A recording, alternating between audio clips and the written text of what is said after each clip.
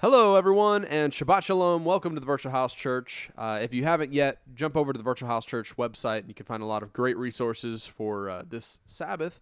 You can study through the Torah portion and see all the different studies that we've had over the years. That's Zena, my little girl, talking to you guys as well. Say Shabbat Shalom. Yeah. Good job. All right.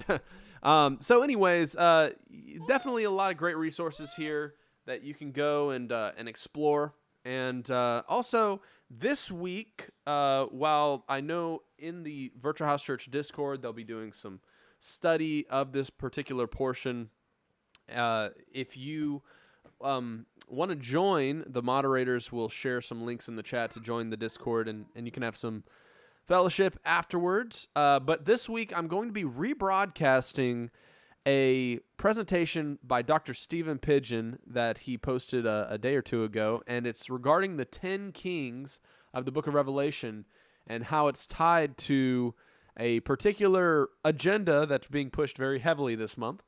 The reason I want to share that presentation is because there was a correlating presentation I saw from a guy named Zach Mason at the Sacred Word Revealed conference in Georgia that Sheila and Jeremiah and I were down at, and he associated the rider on the white horse and the agenda that was going to be carried forth in the end times with the rainbow-colored agenda, for example, because the rider on the white horse has a bow in his arms, and it's, according to Zach Mason's interpretation, a rainbow that he's carrying. And, of course, this agenda is what's going to usher forth many grand deceptions in the end times. And then when I saw Dr. Stephen Pidgeon presented on it, I was like, oh, man, I really got to share with you guys the correlations here, because it's just amazing, some of the things that they're connecting. And I'm really excited to share controversial topics. That's why we jumped over to the new YouTube channel. And of course, after the fact, there's going to be many people going through the traditional portion study. But for this week, I wanted to rebroadcast that video from Dr. Stephen Pidgeon. So without further ado, here we go.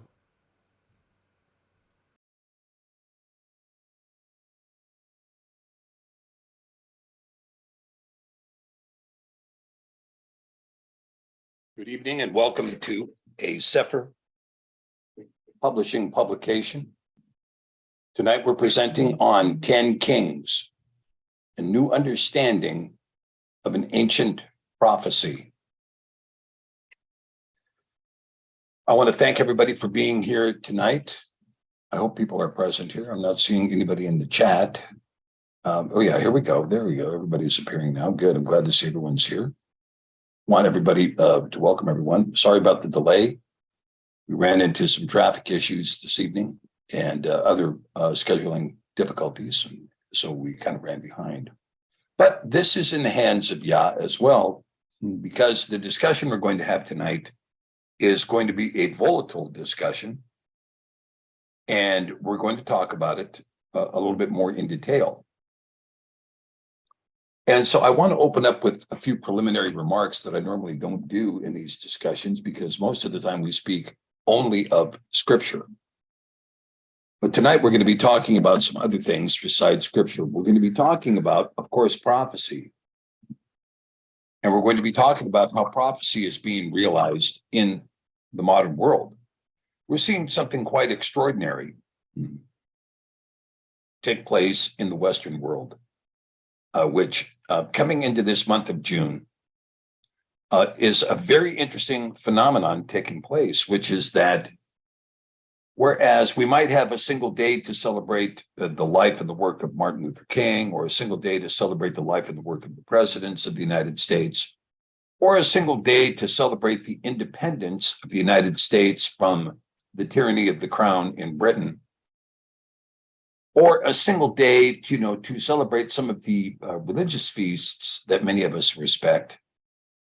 Even when you deal with the large feasts of Scripture, for instance, the Feast of Tabernacles or the Feast of Matzah, where you have a 7-day or even 8-day festival. No place do we have a festival that goes on for 30 days, an entire month, being dedicated to a singular proposition. And this singular proposition is a very interesting proposition because it is a proposition that has now asserted itself as sovereign. And this is something that is very important for us to understand, that what is taking place right now is an idea which has claimed sovereignty over virtually all of the Western world. For instance, many of you have seen on our Telegram channel at the World Assembly of Yahweh, or possibly on my Telegram channel, or even on Radio Free Alaska or Eating Wild Honey and Locust Telegram channel, of a posting that took place in Britain where there were many of these multicolored flags posted in downtown London, and the Union Jack, the traditional flag of the United Kingdom, was being dislocated by these flags. And in fact, during the process of dislocation, you see the Union Jack flag fall from its place, from its hanging place, and it falls to the ground with no one to catch it. And so the Union Jack flag is disgraced, if you will, defiled, having fallen to the ground and being replaced by this multicolored flag. Now, this multicolored flag was also placed at the United Nations, displacing all the flags of the nations in order to displace them with this multicolored flag. And here, as you can see in our opening visual here, this multicolored flag was placed in a superior position to the United States flag on the White House, because this, what you're looking at here, is a picture of the White House. And this was posted several days ago when Joe Biden and his administrative staff elected to declare the sovereignty behind this flag as being superior to the United States of America. Now, I want to try to make a point about this that I think is worthy of consideration. Remember that the national anthem to the United States is the Star-Spangled Banner. Now, this is a song that discusses the flag of the United States, which was at that time, many fewer stars. In fact, it was only 13 stars, but 13 white stars on a field of blue, and the red and white stripes of the American flag that also set forth the idea of 13 separate states in a Federalist presentation. Now, this flag was extremely important to the Americans who had fought a Revolutionary War through severe deprivation, by the way, and at the end of that Revolutionary War, secured in the peace between what would become the United States of America and Great Britain via an understanding. Now, part of that understanding had to do with us agreeing to pay back the debts of the war to Britain, which were at that time were $45 million. Yes, King George loaned us the money to wage a revolution against him personally. And I'm not going to get into the deep ties of all that, but America then began and embarked on a platform to try to assert its independence and to create what's called sovereignty. Now, sovereignty is the notion that there is no law superior to the law of that particular state within that state. Now, I can give you an example. In the modern world, we have a situation where the International Criminal Court has attempted to indict Vladimir Putin for war crimes. And by the way, there were war crimes that were committed by other people and not him. In fact, they're still being committed, which is with the trafficking of children and children's organs out of Ukraine. But the International Criminal Court, without any evidence or any proof or any jurisdiction for that matter, elected to indict Vladimir Putin for trafficking in children by bringing Ukrainian children over the border into Russia. And the response from Dmitry Medvedev has been, well, you have no jurisdiction because you have no sovereign authority, nor do you have any treaty agreement between you and Russia. Nor does the ICC have any criminal authority over the United States in order to charge, say, George Bush with war crimes or Dick Cheney with war crimes or any of the others with war crimes. The ICC does not have jurisdiction and cannot do anything about it because they have no sovereign authority. In the Middle Ages, we have a situation where King James rebuked the Catholic Church and said, we will not have the rule of the papacy in Britain because that violates our sovereignty. We are the sole arbiters of the law that under which we will be governed. And so the Anglican Church was formed with the idea that the Pope would have no supremacy and no sovereignty in the United Kingdom. This has always been a difficult problem for the United Kingdom, and it still remains to this day a difficult problem for the United Kingdom. But the issue of sovereignty is then expressed in a flag. It's expressed in a flag. And so for us in the United States, our sovereignty and freedom from Britain was expressed in the Stars and Stripes, or the Star-Spangled Banner. Now, let's talk a little bit about this war, because there were some interesting things that led up to this war. One thing that happened was that Britain was not recognizing American citizenship. So even though we claimed American citizenship, Britain said, well, anybody who was a British subject at the time you had the revolution is nonetheless a British subject now, and we can basically kidnap them on the high seas and press them into naval service in the British Navy, forcing them to serve on British ships.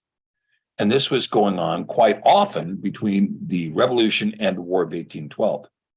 In addition, the British also hired what were called privateers. These were not pirates, but privateers, who operated on contract, raiding American shipping and stealing the goods thereof in order to create an economic hardship in the United States and also create further dependency upon the crown for any kind of a working economy. Now, the person in the United States who addressed this was John Jay. John Jay was the first Chief Justice of the American Supreme Court. He was a very brilliant man, and he negotiated the Jay Treaty, which forced the British to recognize American citizenship and to stop kidnapping Americans on the high seas. And so until this treaty was negotiated, Britain did not respect American citizenship. Now, American citizenship was also asserted by John Jay in the Constitution in Article 2, Paragraph 1, Article 2 Article 1, Section 2, Paragraph 5 of the Constitution. That's not right either. It's Article 2, Paragraph 5 of the Constitution that required the President of the United States to meet certain qualifications. Those qualifications that the President was supposed to meet included that he be 35 years of age, 14 years resident in the United States, and a natural-born citizen of the United States. Now, most Americans have failing to have taken a civics class or a government class, or having ever read the Constitution under which they're governed, have no idea what natural-born citizen means. And there's been a great deal of debate about it, but a natural-born citizen is, simply put, someone who is born to a father who was an American citizen at the time that person was born. So if your father was an American citizen when you were born, irrespective of where you were born, then you are a natural-born citizen. If your father was not an American citizen at the time you were born, you might qualify for citizenship under forms of naturalization, which are passed by Congress. The sole exception to that is a 14th Amendment child, where both parents are resident in the United States and subject to the jurisdiction thereof, and they give birth to a child. That child is not a natural born American citizen. That child is a native born American citizen. One has to distinguish between natural born, where the father of the child was an American citizen at the time the child was born, and a native born citizen, where neither parent was an American citizen when the child was born, but the child was born in the United States and subject to the jurisdiction thereof. Any other form of citizenship obtained, for instance, because the mother was an American citizen or under other trappings, are all forms of naturalization.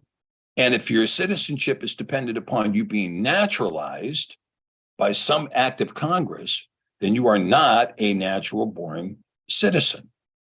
Now, a natural born citizen is proved by one instrument and one instrument alone, which is your birth certificate. So in order for you to get your driver's license, in order for you to get your passport, you have to produce your birth certificate because it establishes your citizenship according to the information that's on the birth certificate.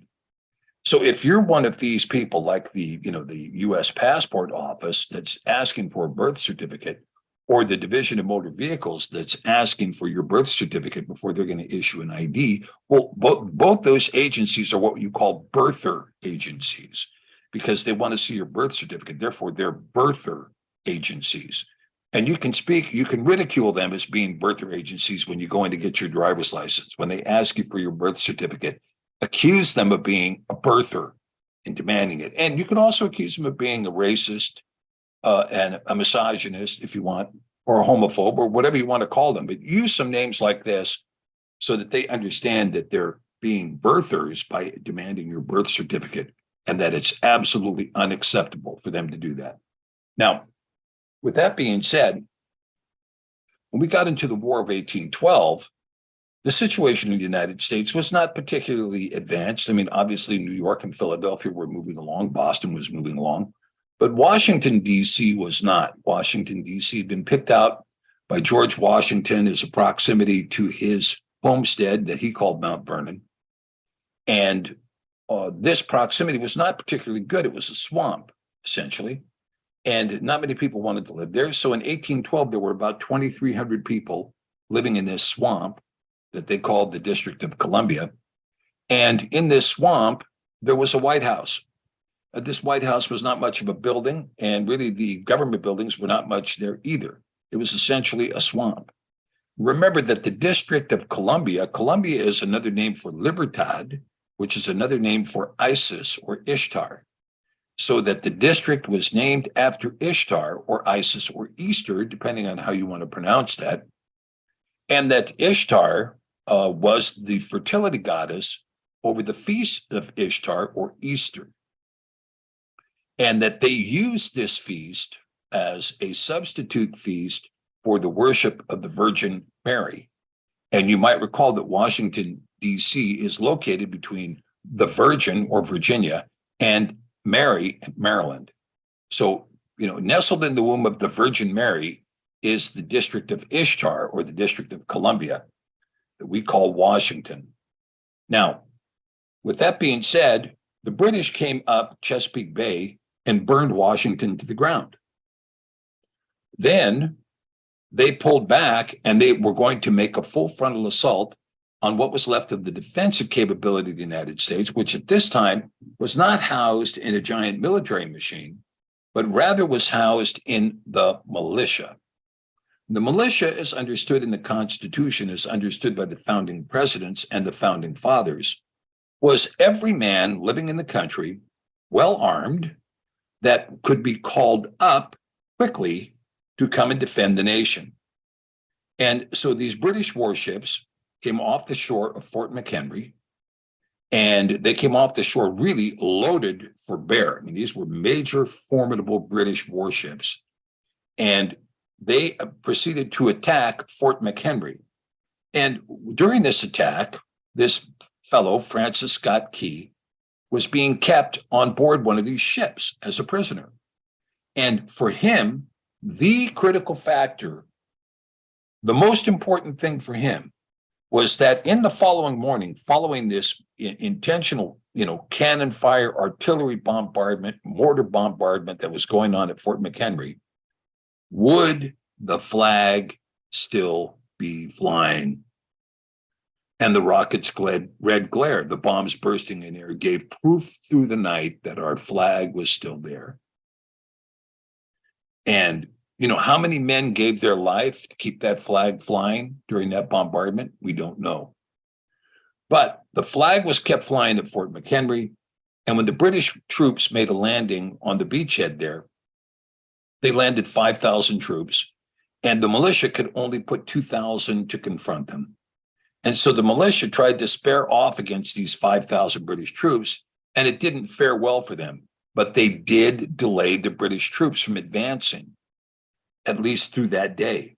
And the following day, when those same British troops were making an approach on Baltimore, they faced 40,000 militia members.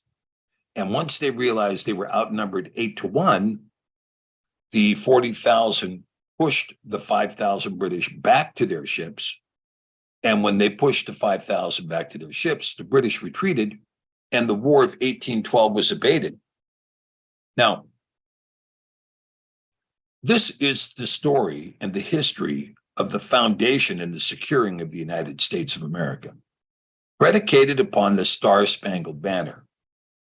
My good friend John Philip Sousa, who I don't know personally, but I like the guy, wrote a fantastic march called the Stars and Stripes Forever, which is an incredible march, incredible piece of music.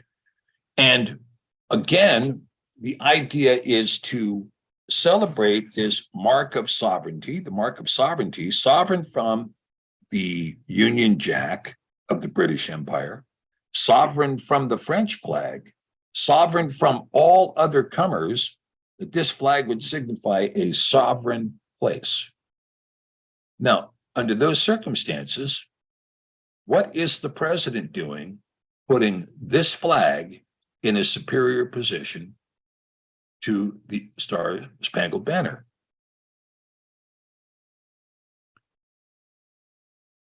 What is he doing? Well, it's not just him that did it. The UN asserted this flag over all of its member nation states. Downtown London and Trafalgar Square was decorated with these flags, completely covering the groundwork.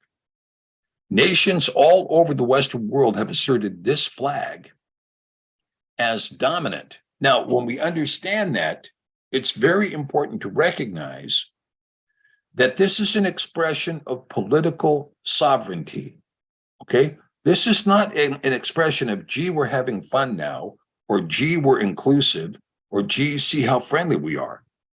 This is a statement of sovereignty and is an obvious declaration in your face that your nation has been overthrown.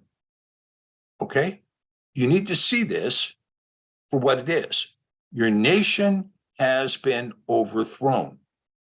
Your nation state, the kingdom of the United Kingdom, has been overthrown. The United Nations has been overthrown. Okay? All right. All right. Well, let's continue and let's see if we can get off this front page and get on to something else, right? There's got to be something else in this presentation. Oh, yeah, here we go. Okay. We're going to talk about 10 kings. The beast that you saw was and is not, and shall ascend out of the bottomless pit and go into perdition. And they that dwell on the earth shall wonder, whose names were not written in the Cepher of life from the foundation of the world, when they behold the beast that was and is not, and yet is. Now, this is a very interesting beast that appears here in 17:8. Many people are saying, well, AI is the beast. Prince Charles, or now King Charles, KC3 is now the beast, right? Maybe that's the beast. Well, let's take a look and see if we can get any further information. The beast that was and is not, and yet is. Now, here we see the symbol, the double-headed eagle, that was the marker of the Holy Roman Empire under Charlemagne. And many of you may have heard me talk about this before. But with Charlemagne, we see several things happening. One is that Charlemagne was appointed by the Pope to reinstate the Western Roman Empire, not the Eastern Roman Empire, because the Eastern Roman Empire was still profiting, was still established, was still going on in 800 AD when this Holy Roman Empire was created actually in Austria and Germany and so forth under Charlemagne, an illiterate man who could neither read nor write. Nonetheless, this particular empire would last for 1,000 years. It would last for 1,000 years. And those 1,000 years would take it all the way into the 1800s, displaced only by Napoleon Bonaparte. All right. Now, when that happened, Napoleon Bonaparte, of course, disturbed both the papacy and the Holy Roman Empire and took the time during his tenure to completely replace the legal system throughout the continental Europe. And as he did, it became a Napoleonic Code place. The only thing that was not affected by the Napoleonic Code being put in place in the continent of Europe was the United Kingdom, which retained its common law, and all of those jurisdictions that remained under the auspices of Eastern Orthodoxy or the Byzantine Empire and its successor, which was Mother Russia, not the Soviet Union, but rather Russia in its expansive reach over what was otherwise a sparsely populated world. And so the Orthodox nations did not accept the tenets of the Napoleonic Code, but lived under a different legal system. Nor did the United Kingdom accept the Napoleonic Code, but lived under the common law. And the common law had been adopted and accepted in the nascent United States, of being explicitly recognized in the Seventh Amendment to the US Constitution. And the practice at the time of the founding was that the average lawyer who would practice law in the United States would do so by studying Blackstone's commentaries on the English common law. They would study Blackstone to become lawyers, and Daniel's negotiated instruments, and so forth. And these were the common studies. And it was well accepted that the common law, predicated, by the way, in the United States upon the Bible, upon Scripture, that this would be the law. So the legal systems in the English-speaking world were different than the continental legal system, which was the Napoleonic Code, which differed from those holdings in Byzantium or Eastern Orthodoxy. Now, with this collapse of Napoleon, and of course, the fall from grace with France, what we see is a disturbing pattern during the 1800s with Otto von Bismarck eventually causing the Germanic people to become a unified state. And they became a unified state once again under one of the Habsburgs, part of the families that had been present and ruling during the Holy Roman Empire of Charlemagne. The Habsburg dynasty dominating in Belgium, the Netherlands, France, Spain, Portugal, and throughout Germany and Austria, Hungary, etc. These were Habsburgs that were controlling these regions. And even the current crown in Britain are relatives to the Coburg Gotha, are relative to the Habsburgs. So the Habsburgs were a family line that were present and governing during the Holy Roman Empire, and they re-secured their position following the death of Napoleon in everywhere except France, which was not prepared to accept another monarch such as Louis XVI. All right. Now, it is in that fabric that we see the desire to once again reform the Holy Roman Empire, this empire being the Second Empire, the Holy Roman Empire, the Second Rome, second to Western Roman Empire. The Holy Roman Empire lasted 1,000 years from 800 to 1817, and it would be replaced by a third Rome called the Third Reich. The Third Reich. Now you can see the eagle on the symbolism here, the same eagle, except this is a single-headed eagle instead of the double-headed eagle. But we have this same kind of phoenix, same kind of eagle, same kind of positioning that we had in the Holy Roman Empire in the second inception.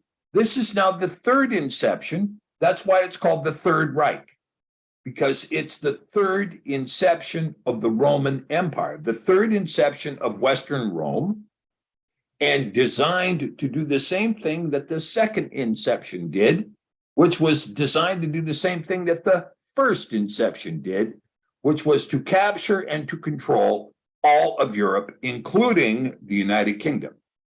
But the Third Reich had wider goals than just the Second Reich.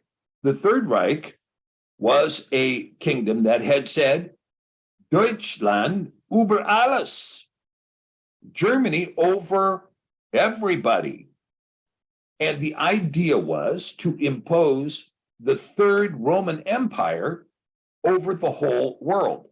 So it's very important to understand here that the name Third Reich, makes it obvious that we're talking about a Roman Empire, and that it is the impetus behind the Roman Empire has always come from the papacy. The papacy, the popes, when you talk about the initial popes, these popes, initially the pope was the Caesar who declared himself to be God. Caesar was God. Now, after the collapse of political Rome, the pope took the spiritual side of that office and said, as to matters ecclesiastical, the pope is in place of God on earth. In the Latin, they call this vicarius filio Dei. Vicarius filio Dei. Okay. There can be no question then that the rise of the Third Reich was done with the permission and the direction of the papacy. There should be no question in your mind that these two Reichs, the Holy Roman Empire of Charlemagne and the Third Reich of Adolf Hitler, were tied directly to Western Rome and the papacy out of the Vatican. All right. Now, this thing, the Third Reich, was and then was defeated in World War II, and it was defeated in World War II really rather horrifically. The Germans, under their air force called the Luftwaffe, or the Luftwaffe,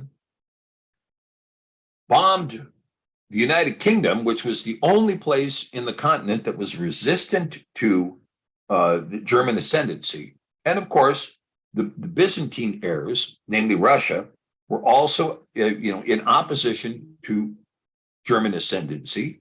And so Germany had to fight on two fronts. They had to fight against the UK and they had to fight against Russia. And in fighting against the UK, they bombed the UK incessantly for 4 years. They destroyed the Swansea in Wales. They destroyed a major portion of London. And there was a lot of bombing that took place, to the point that when the war was closing out, Winston Churchill took the opportunity to engage in a firebomb campaign against the city of Dresden that was very, very horrific. And this was a pattern that went on for 72 hours of the United States and the United Kingdom dropping bombs over the city of Dresden. And while those bombs were exploding, dropping bombs into the explosion and then dropping bombs into that explosion. And that went on for 72 hours. And it created a fire cloud that rose to 60,000 feet and an absolute inferno that was much more deadly than the nuclear weapons used at Hiroshima or in Nagasaki. It was horrific what happened in Dresden. We also flattened, Frankfurt and Hamburg, and Berlin was also flattened. In fact, most of the industrial area belonging to the Third Reich was flattened, absolutely pulverized by the Allies. And, D-Day saw us marching in on the beaches of Normandy in France. And we also beachheaded in the island of Sicily and came up the Italian peninsula, George Patton leading that army. And we were successful against the Germans because the Germans had the vast majority of their army obliterated in the Eastern Front. You might remember Commandant Klink and Stalag 17 with Sergeant Schultz, who saw nothing and heard nothing in Hogan's Heroes. And the great threat to Commandant Klink that came down from General Berghater was that he was going to be sent to the Russian front if he didn't behave himself. And what was the Russian front? Well, the Russian front was three fronts, really. And that was in St. Petersburg, at that time called Leningrad, Kursk, which was called Kursk then and still called Kursk today, and of course, Stalingrad, which is now called Volgograd, and had been Volgograd in the past. And in these three areas, the Germans took huge losses, as did the Russians. We're talking millions of troops lost in all three fronts by both parties, by both Russia and Germany. And ultimately, the Germans lost on all three fronts. In St. Petersburg, they lost at Kursk, and they lost at Stalingrad. And when they did, Russian troops advanced across Belarus and Ukraine, and advanced against German troops in Poland, and advanced against German troops all the way to Berlin. And it was Russian troops who took down the Nazi flag over the Reichstag in Berlin and secured the defeat of Germany. We took part on the Western side, but they secured the defeat on the Eastern side. So the Third Reich was defeated, correct? Well, no, not correct at all. The political machinery of the Third Reich was defeated. But the leadership in the Third Reich, believing that they had the right to rule Europe, quickly regrouped, and this time, rather than rearming and engaging in war, secured the continent by other means. And now the continent is secured under the hands of the Third Reich, its successor, that they called the EU.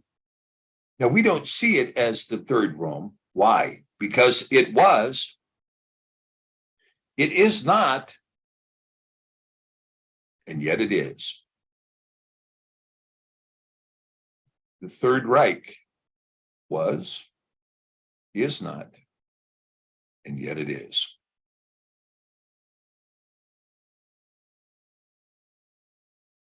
And here is the mind which has wisdom.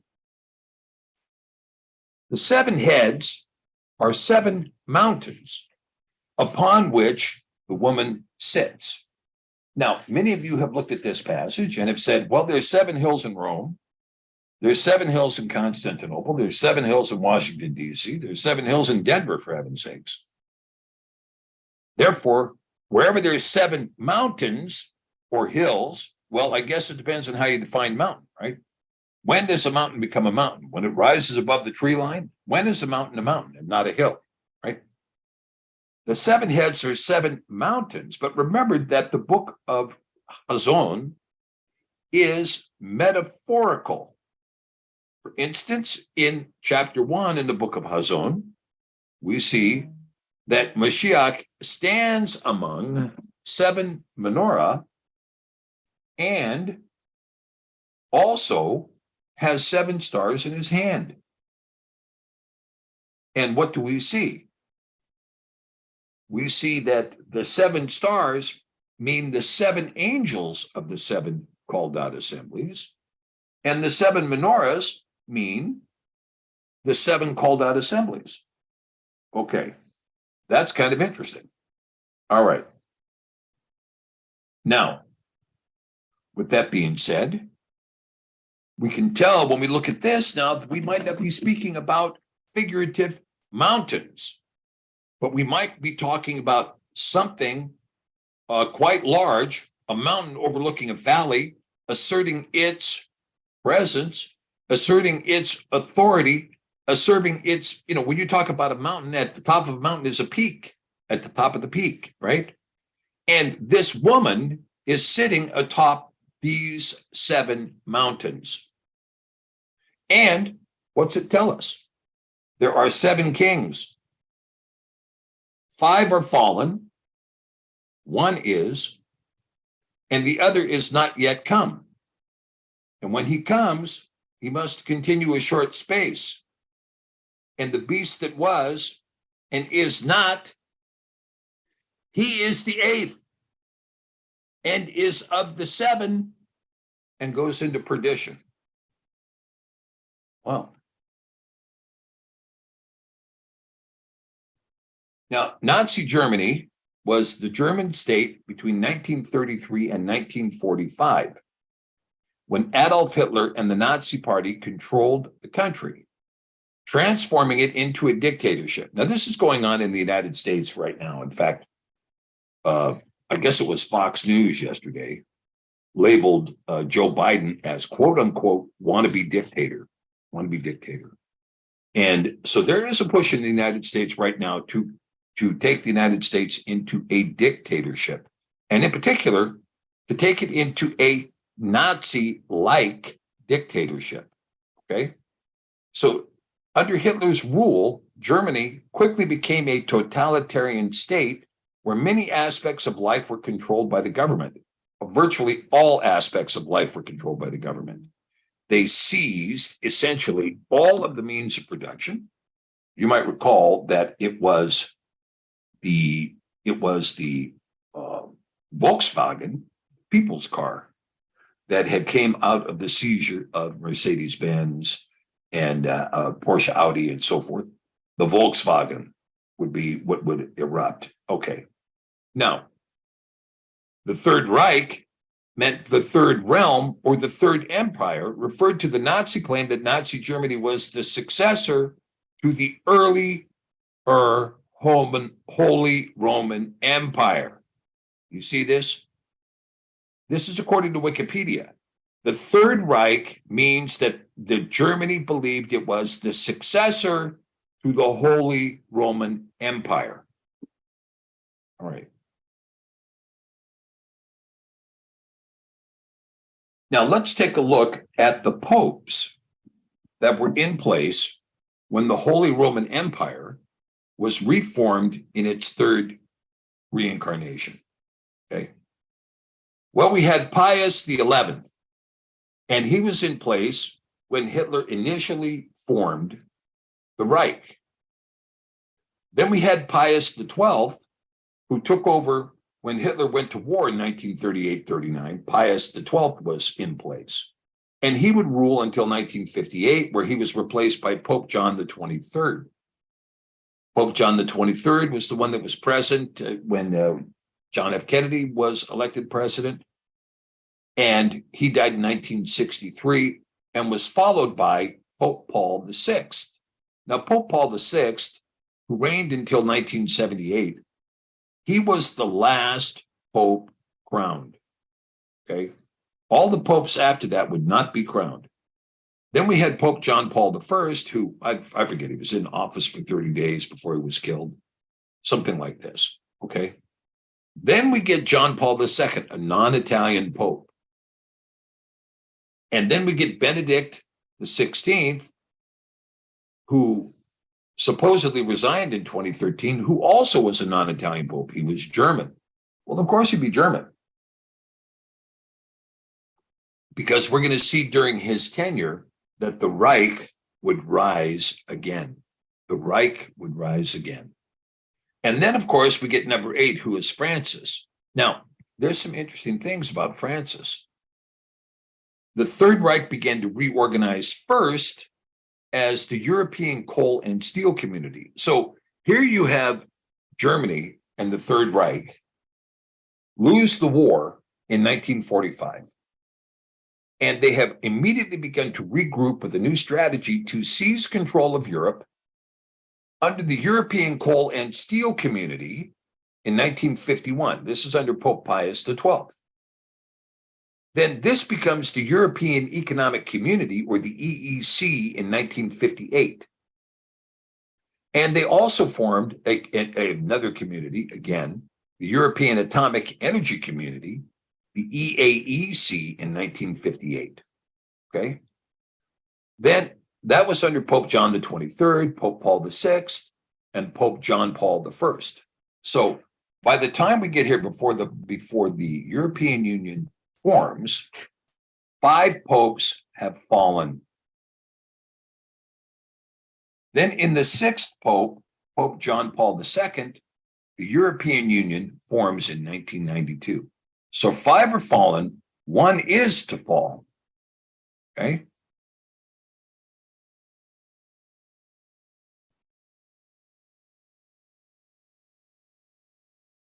Now the Third Reich reemerges then. The Third Reich reemerges as a political military machine in 2014 with the Maidan coup in Ukraine. The 7th Pope, German, sits. He is and yet isn't, because he resigned in 2013. But who's ever heard of a pope resigning? They're pope until death.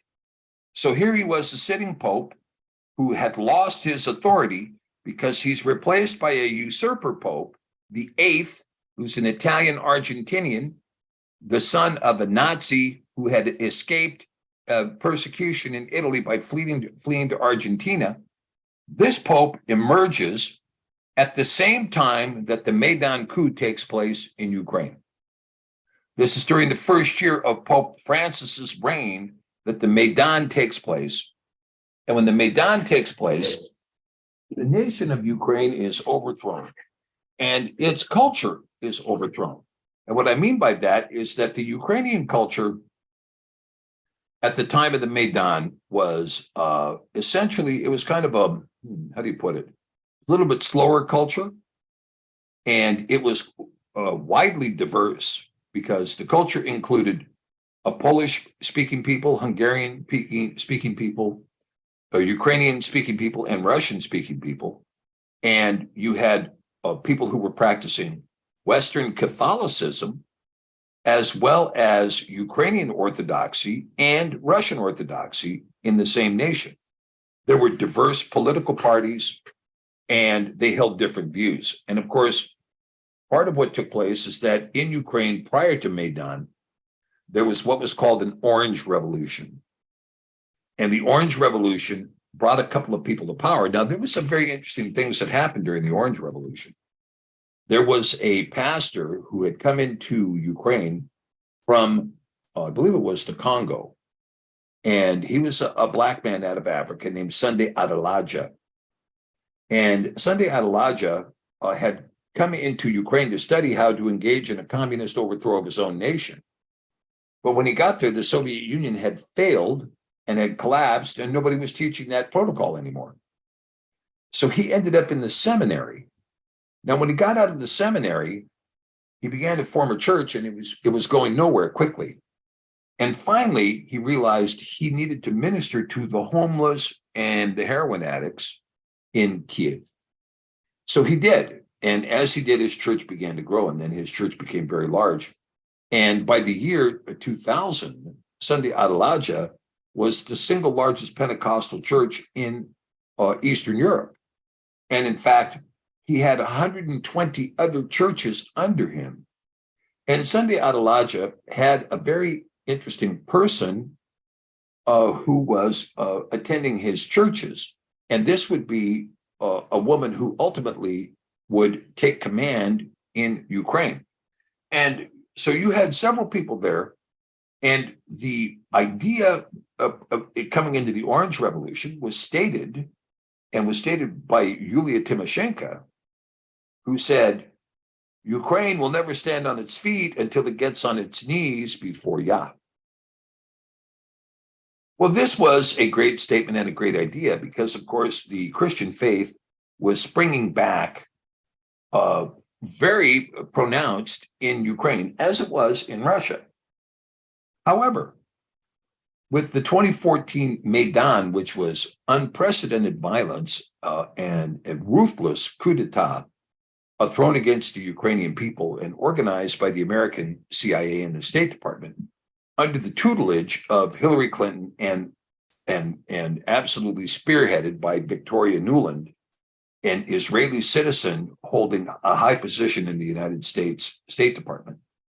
And Victoria Nuland and her husband engaged in very ruthless tactics to install their people in government in Ukraine, including the deployment of snipers who were killing civilians in downtown Kiev during this Maidan revolution. And so this was very much a very aggressive anarchy that was tossed into the mix. And this same kind of anarchy, by the way, is going on in Sudan right now. And again, it's under the tutelage of Victoria Nuland, who is, took $28 million allocated to the idea of overthrowing the Sudanese government because they're trying to keep the Sudanese from allowing the installation of a Russian Navy base along the Red Sea.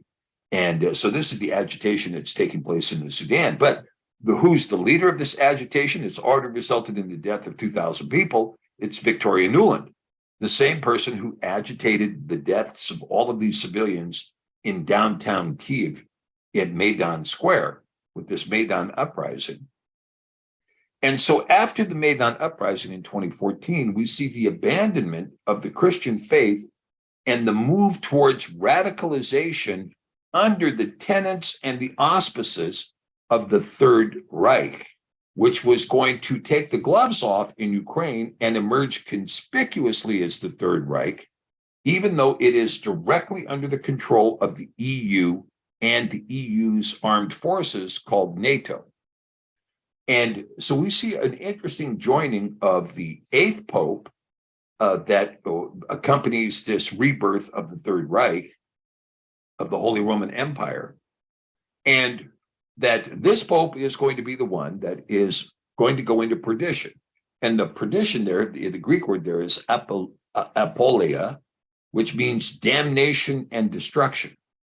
And so this is what is coming now to the thing that was and is not and yet is. Okay. So let's see if we can get into a more difficult subject, which we're about to engage in right now. This is a very difficult subject, and this is, I'm thankful to Yah that he did not allow me to predispose this particular teaching before I did. Okay, and before I get there, Yahweh's child is asking a question. Wasn't Simon Peter Magus the first pope around 324 AD? Magus went to Rome after Apostle Peter rebuked him. Well, a lot of that, let me just throw this out to you, Yahweh's child, and think about this for a minute. Peter was alive at the time of Mashiach. So 324 AD is going to be, roughly 300 years in the future. So Peter could not have, Simon Peter, the disciple, could not have possibly rebuked Simon Magus if Simon Magus was alive 300 years later. The mythology about Simon Magus is a mythology that is born in what's called a Gnostic work. And this Gnostic work talks about Peter and Simon Magus being in Rome together, and Simon Magus flying around. He can fly around like Superman and doing these kinds of stunts and so forth. And no, that's not the case at all. The very first bishop of Rome was named Lucius, also called Linus, but Lucius was the son of Caradoc. And Caradoc was the son of Old King Cole, if you will, Old King Cole, I believe, was the king in place at the time that Joseph of Arimathea came into Britain. And, this idea of Anna, the sister of Miriam, marrying the king, and then Lucius would be of a direct line of Anna. So Lucius would have been in the direct line of kings to David through his mother, to his grandmother. And Lucius would then become a good friend with Paul because Paul was an interface with this British family that was in exile from Silesia in what was basically Wales and southwestern Britain. They had lost a battle, Caradoc had lost a battle, and his family was taken hostage in Rome. And it was this family to whom Paul wrote the book of Romans. It's this family that Paul is continually greeting, these people who were living in Rome under Roman names, but were actually from the British Isles. Lucius would become a very good friend of his, and Lucius would begin to work with Paul. And Lucius was very skilled in Greek, Latin, and whatever language was being spoke in the British Isles, and could also converse with Paul with little difficulty. So it was Lucius that wrote the Gospel of Luke. It was Lucius that wrote the book of Acts. It was Lucius that wrote 2 Corinthians, and probably Lucius who wrote the book of Hebrews. And Lucius was appointed the first bishop of Rome by Paul. Peter had nothing to do with it. Paul was the one who appointed the first bishop of Rome. He appointed the first bishop of Sevilla in Spain, the first bishop of Cordova, and anointed the first bishop of London, Aristobulus V, on his travels into Britain. So the papacy, of course, didn't become the papacy until they began to claim that the Pope was more equal than other bishops. Okay. So thank you for that question. Great question. And the 10 horns which you saw are 10 kings, which have received no kingdom.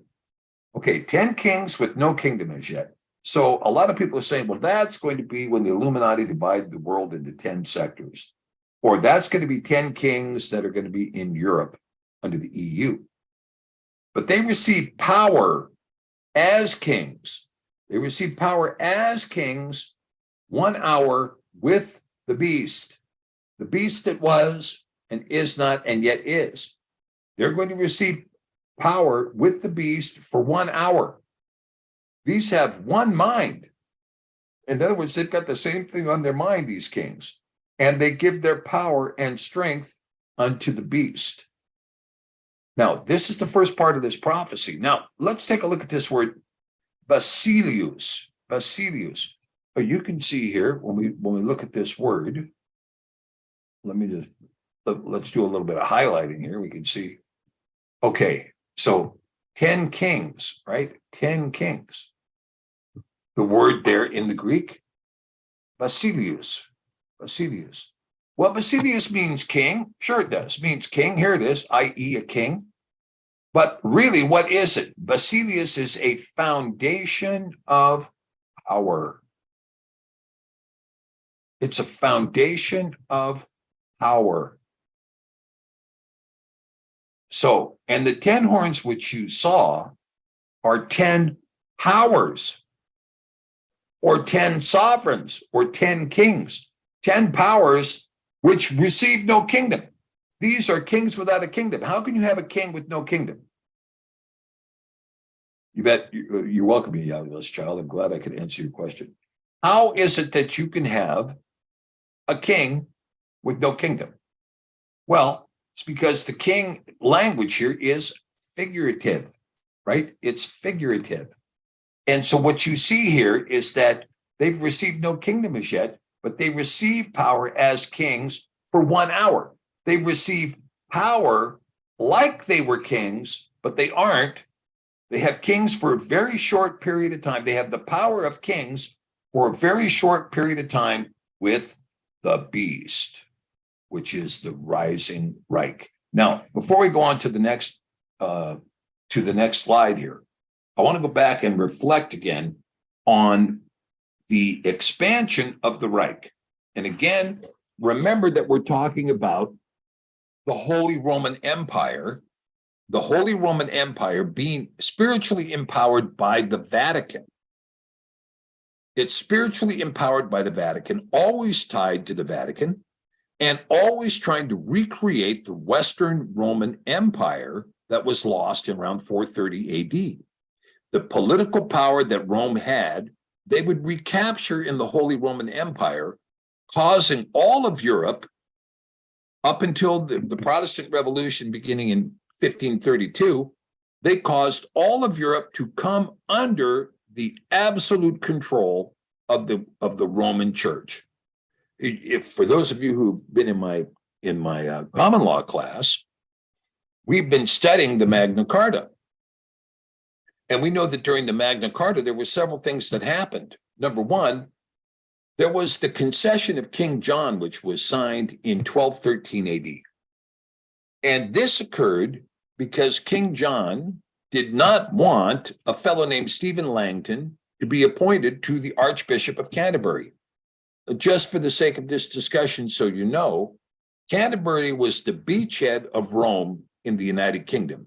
It was established by Augustine in the 590s. He built an abbey there, which was kind of a miniature fortress. And after he succeeded in establishing himself in Canterbury, he had the bishops that were in the western part of the United Kingdom, namely the Welsh bishops, had them all excommunicated and ultimately executed so that he could force Romanism on the British Isles. And that's what he did. And the Roman Church would expand and expand and expand. And the Roman Church would then come back in with William the Conqueror to impose Romanism again on the Anglo-Saxons and their Danish kings, and to push back on the practices of the Chaldees and the true faith that was going on in the British Isles at that time, to impose Rome. And then when they imposed Rome, it would be Edward I that would push all the way out to conquer Scotland. And Edward II was given permission by Rome in the 1330s to go in and Catholicize Ireland. Well, wait a minute. I thought St. Patrick chased all the serpents out and Catholicized Ireland in the 7th century. It's an absolute lie.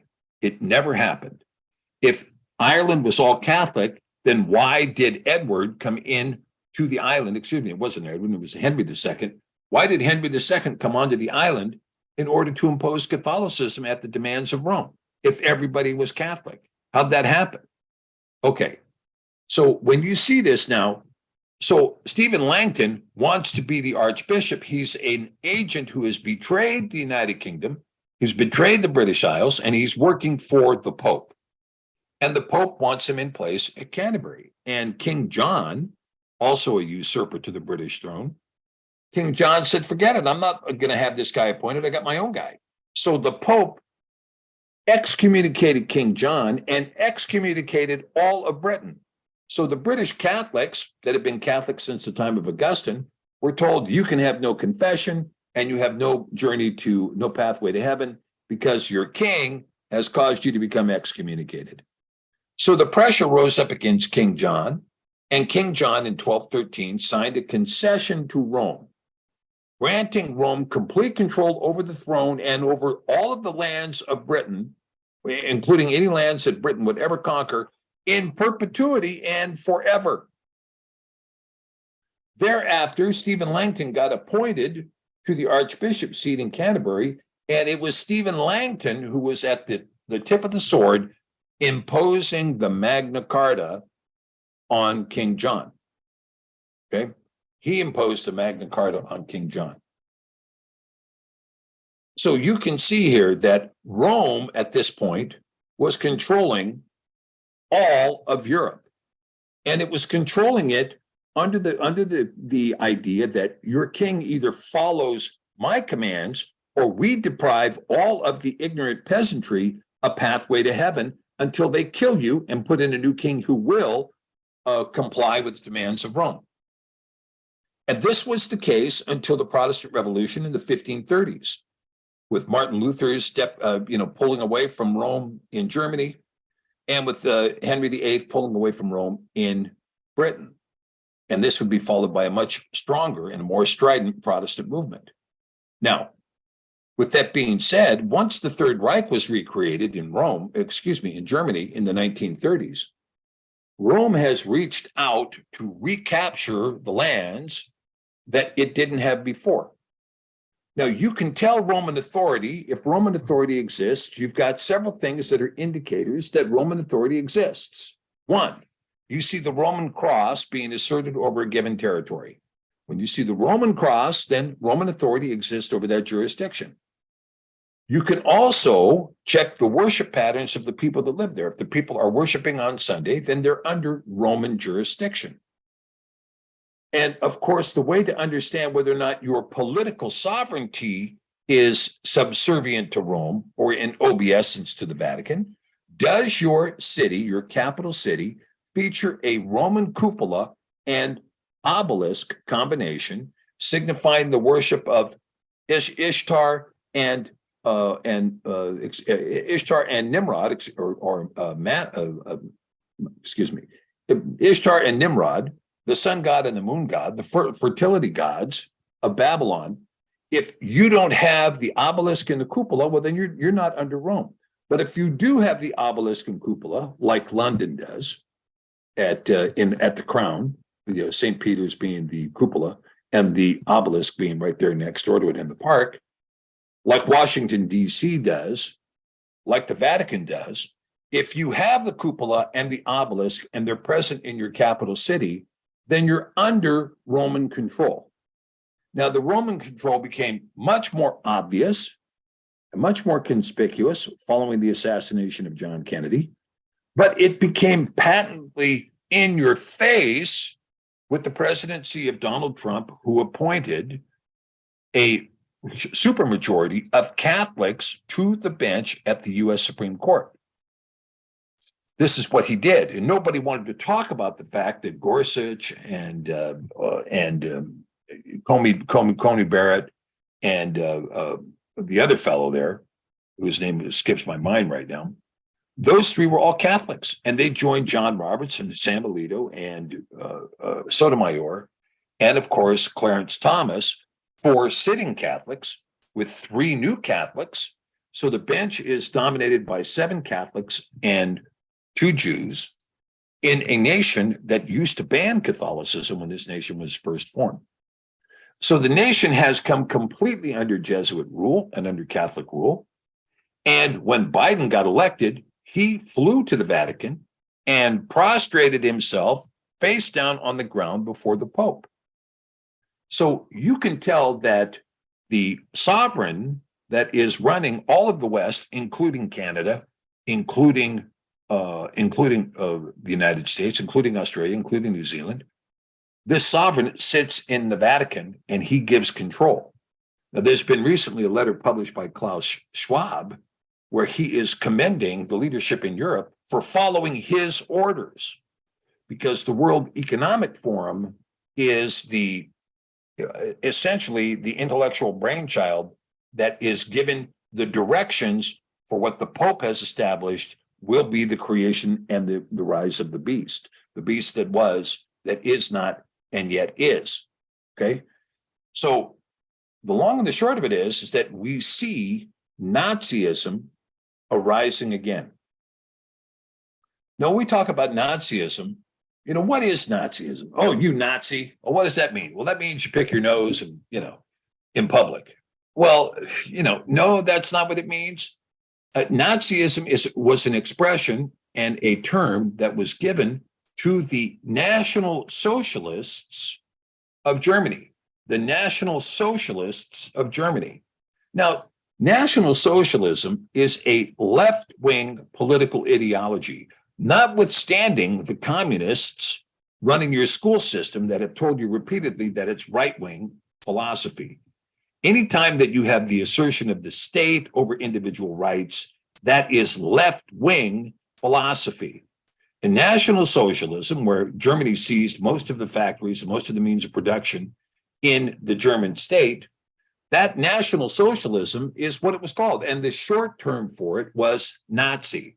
But it was National Socialism under a dictatorship of Adolf Hitler. And you saw Hitler seize control of the schools, and you saw him seize control of the factories and seize control of the social events, and so and the retirement accounts and so on and so forth. And he also seized control of the money. And we have seen now that the World Economic Forum has told all of the Western world, you will own nothing and be happy because we're going to seize it all. We're going to impose 15-minute cities. We're going to cause you to have a digital ID. And unless you have that digital ID, you will not be able to buy or sell. You will not be able to travel. Your social credit score will go right in the tank. You will be unable to obtain credit. You will be unable to rent. You will be unable to buy. You will be unable to travel. You're going to be limited, predicated upon a social credit score that is going to be tied directly to your digital ID, which will, in fact, have an inoculation component attached to it, thanks to recent legislation passed by the World Health Organization, another organization working hand in hand with the World Economic Forum to impose the Third Reich upon you. Now, one of the things that happened in the Third Reich that was anybody with a memory can remember, it was very conspicuous. The Third Reich, really, those guys like to dress up. Right? I'm going to put on my chic black uniform that just, shows off a formality and a formidable power and authority in my black Nazi uniform. And I'm going to be wearing my big, medals over here on this side. And in fully formal events, I'm going to be displaying the symbol of the National Socialist Party, which was a swastika. It was a swastika.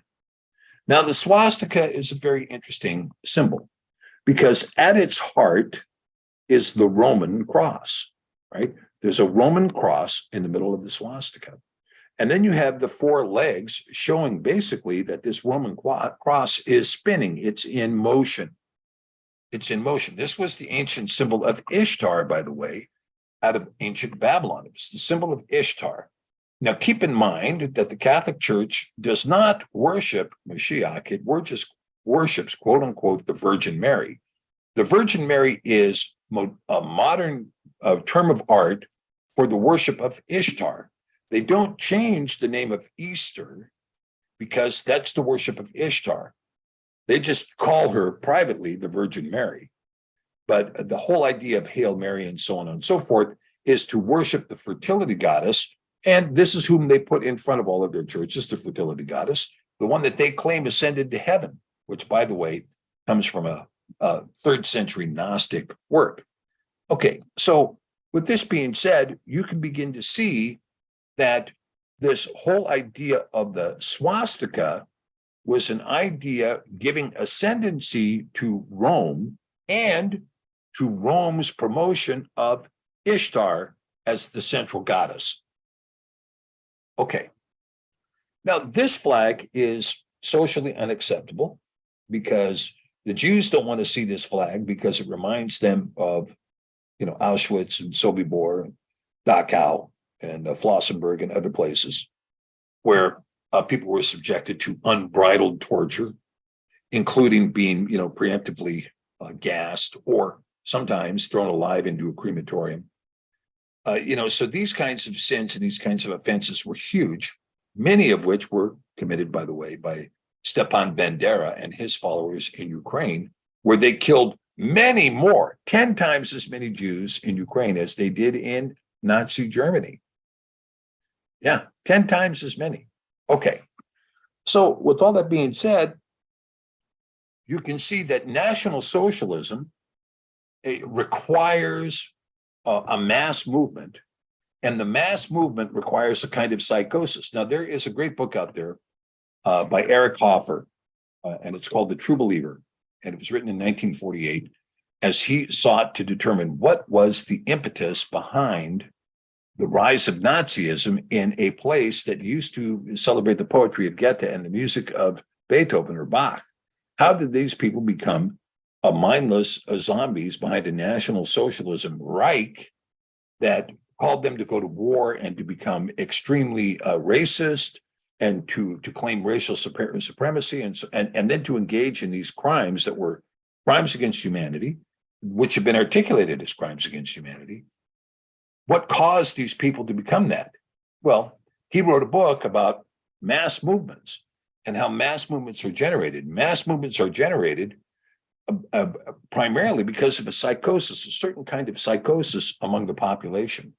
Well, in the United States, our government under the tutelage of Nazis. Yeah, that's correct. George H.W. Bush was the son of a Nazi agent who was working in the United States, Prescott Bush, whose Union Bank was secreting funds for the Nazi Party during the 30s, for which he was convicted. He helped fund E.G. Farben's development of Zyklon B, which was the gas used in the gas chambers. He helped fund that through Union Bank while he was its president in the United States. But Scherf was his name, George Scherf Sr. He would get adopted by the Bush family and cover up the name of his son, George Herbert Walker Bush, claiming that he was an American citizen when he was not a natural born citizen. He was a German citizen at birth, but it was covered up by an adoption where his original birth certificate was hidden away. But George Herbert Walker Bush took the name Herbert Walker on his adoption, naming himself after the man who owned Auschwitz, which was Herbert Walker. Herbert Walker owned Auschwitz. And George Bush took the name George Herbert Walker Bush in his honor. And when he declared a New World Order on September 11th, 1991, he was talking about the New World Order we're seeing today, the World Economic Forum.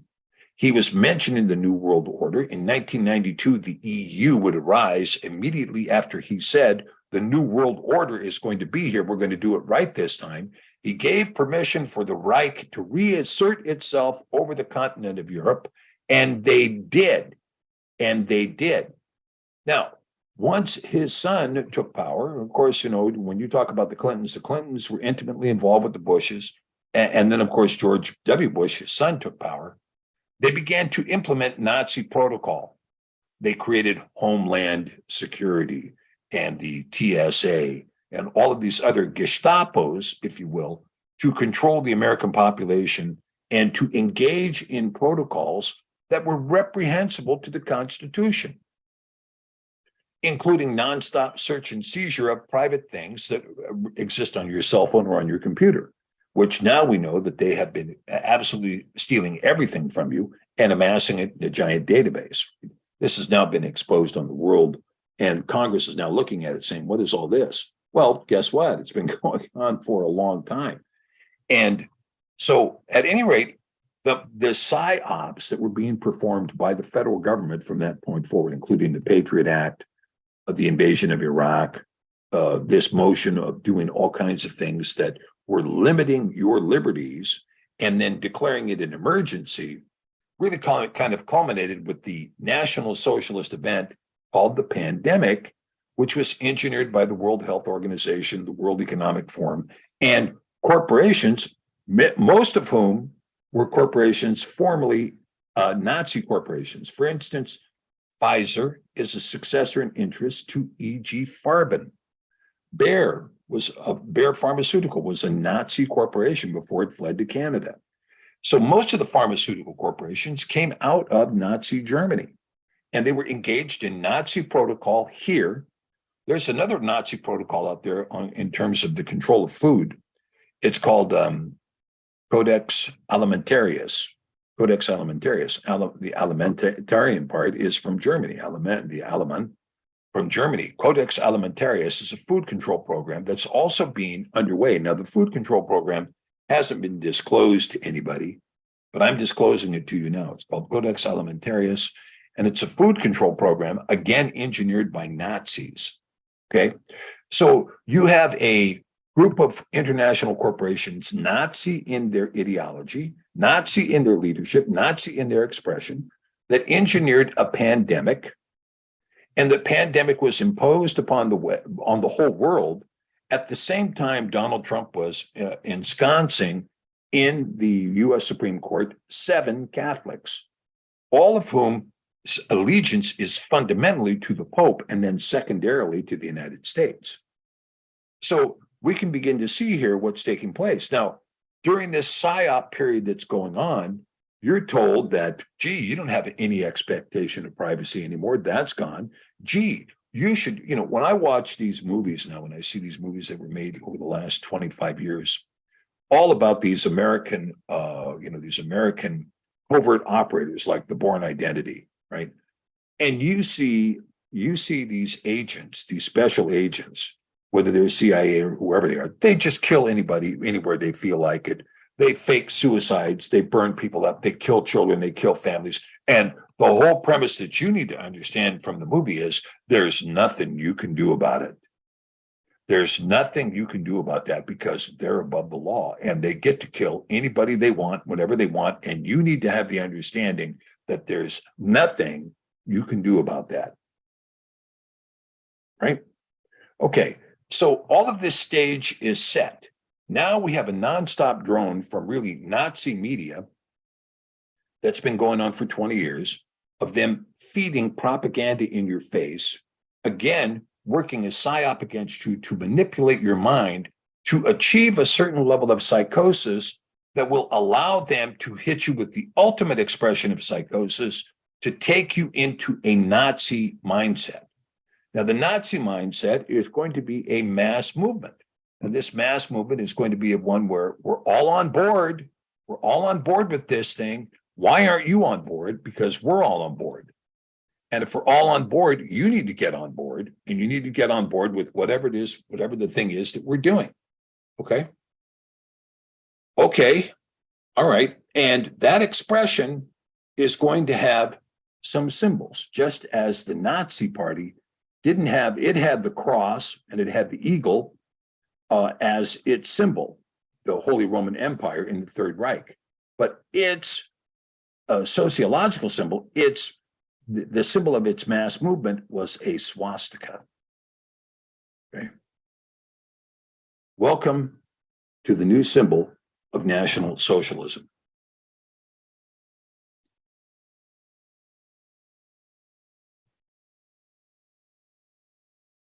Now, I mentioned to you before that there was going to come a day when you were going to be required to Sieg Heil this flag. And you can see that this flag has been hoisted above all the nation states at the UN.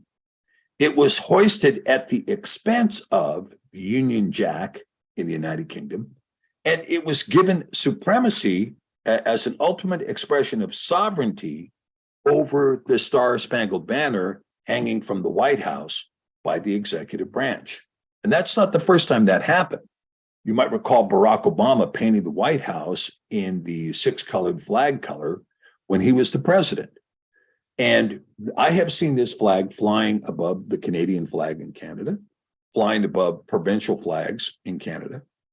And we have a very interesting situation in Canada where the leadership there, Justin Trudeau and Chrystia Freeland, they're clearly doing the work of the World Economic Forum as its agents. They have no allegiance to Canada and are working agents for the World Economic Forum, as are a lot of other leaders in Europe, including Olaf Scholz in Germany and Emmanuel Macron. And of course, one of the agents participating and in the leadership is, of course, KC3, who is working in conjunction with the Pope under the concession of King John from 1213 to give real effect to this flag. Now, we're going to have to start counting now, okay? Now, some of these names I don't have exactly right, because really this non-binary is really transsexual, okay? And so we see this is 1, 2, 3, 4, 5, 6.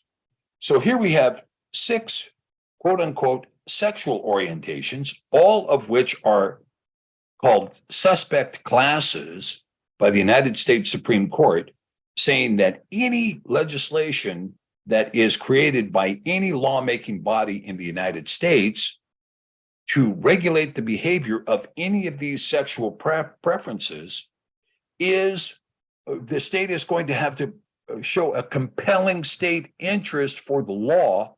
And if they can't show a compelling state interest, then the law is going to be struck down as unconstitutional. Now, let's continue here and let's look at the rest of this. Okay, so now I put this in here as transitioning, but let's talk about what these colors really mean, okay? And I got to be very careful about what I say here because This is gross, quite frankly. You know, this black arrow here does not necessarily have a racial component to it. I think the black arrow actually stands for child sacrifice.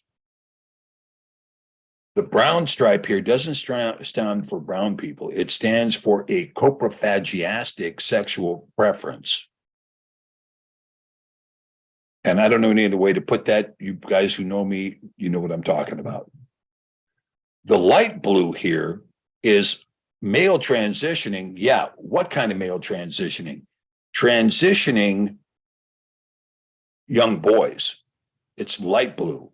It stands for prepubescent boys, just like the light pink stands for prepubescent girls. Okay? This is what this flag stands for. Death worship, a coprophagiastic expression, and then attraction to and the transitioning of prepubescent boys and the transitioning of prepubescent girls. What's the white stand for? Targeted for elimination.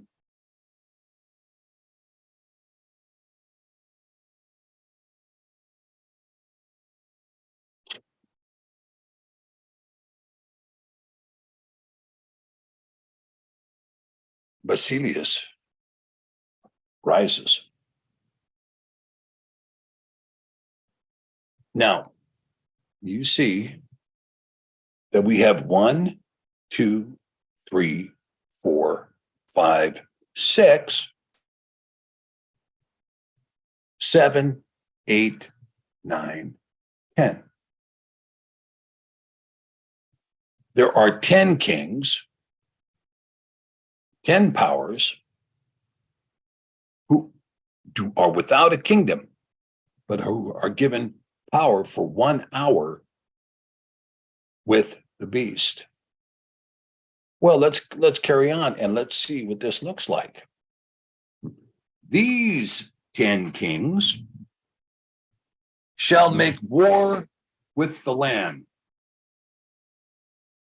Are they making war with the Lamb?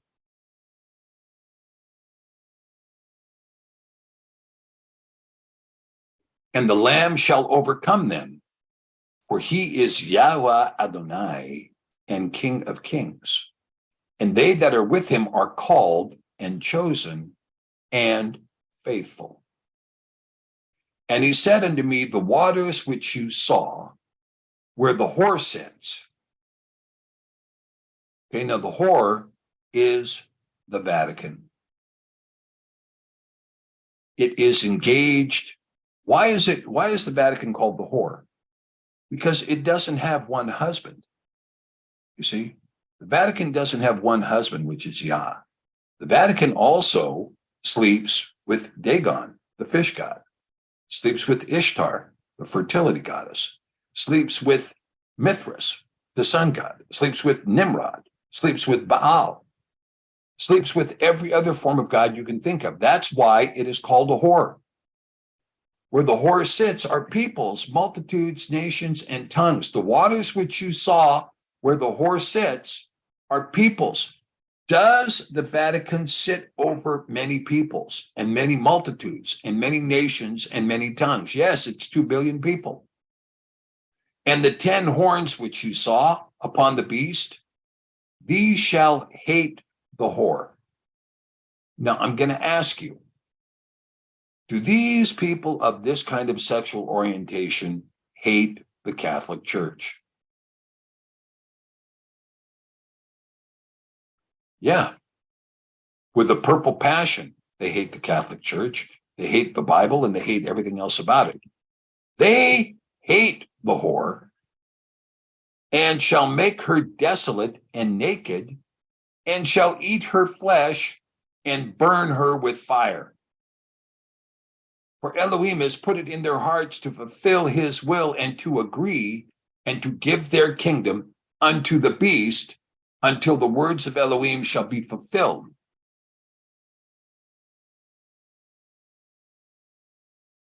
And the woman which you saw is that great city which reigns over the kings of the earth. Well, now we know which great city it is that reigns over the kings of the earth, because we know that the beast that was and is not and yet is the Third Reich. The Reich is disguised. You can't see it. It calls itself NATO. It calls itself the EU. It calls itself Roman Catholicism. But it rules over the entire Western world. And every nation in the West is in capitulation to that city. Every Western nation is in capitulation to that city, although they don't know it's in capitulation to that city because they think Klaus Schwab meets somewhere else. They think they're in capitulation to Davos, Switzerland, or maybe Brussels, Belgium, or maybe London, England. They're in capitulation to that, or maybe Washington, D.C. But who in Washington, D.C., who did he lie prostrate in front of? Who is under the concession of King John to obligate all of the crown and its holdings to the Pope?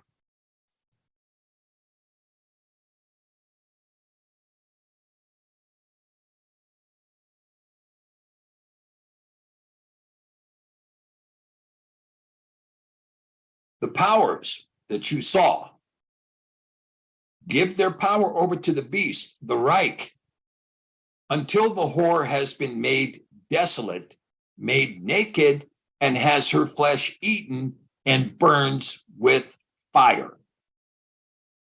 This status is currently in motion.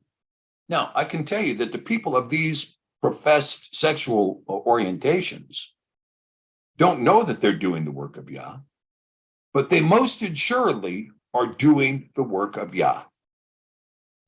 The whore sits over peoples and multitudes and nations and tongues, but it is the powers that will hate the whore, and they shall fulfill the will of Elohim to destroy that city which reigns over the kings of the earth. They will be the ones that fulfill it. So they may not know it. Each one of the identities is doing the will of Elohim in bringing judgment to the great whore.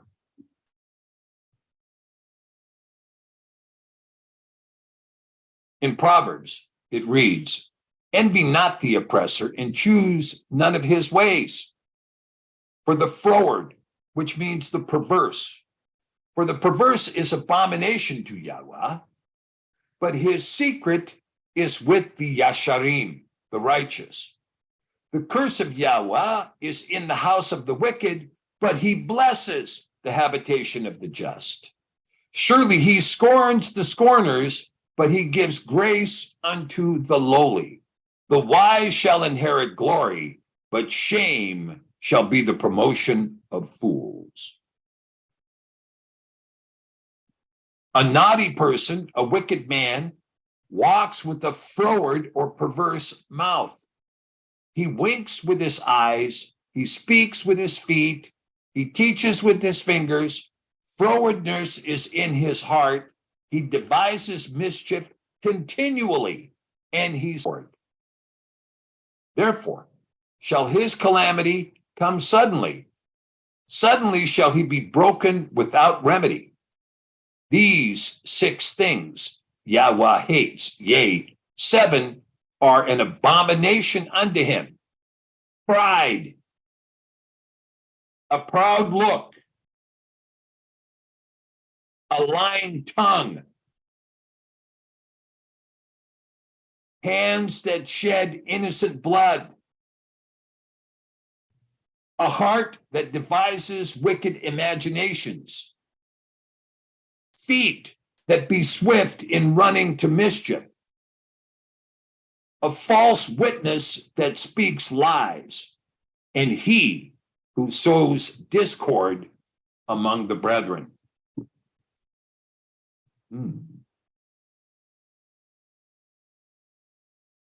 The wicked works a deceitful work, but to him who sows righteousness shall be a sure reward. As righteousness tends to life, so he that pursues evil pursues it to his own death.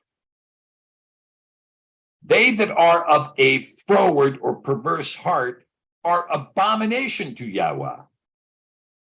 But such as are upright in their way are his delight. Though hand join in hand, the wicked shall not go unpunished, but the seed of the righteous shall be delivered. Everyone that is proud in heart is an abomination to Yahweh. Though hand join in hand, he shall not go unpunished. By mercy and truth, iniquity is purged, and by the fear of Yahweh, men depart from evil.